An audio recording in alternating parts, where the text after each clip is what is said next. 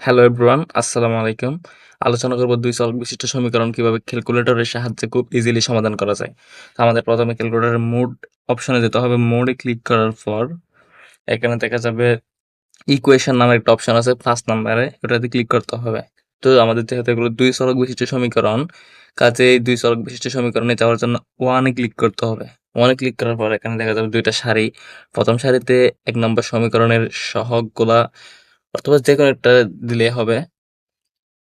১ নম্বর সমীকরণের সহগ কত? x এর সহগ কত? 3, তারপর ইকুয়াল, তারপর -y, এটা হবে y এর সহগ -1 ইকুয়াল আর 3 ইকুয়াল। তারপর নেক্সট অপশন আছে 4x, x এর সহগ 4, তারপর y এর সহগ -2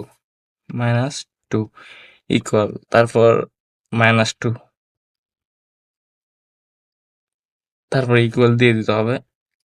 x equal to 4, x equals to 4, আবার সমান দিলে y equals to 9। তো এই ছিল x এবং y এর মান, x y equals to 4 and 9, এটাই অ্যান্সার।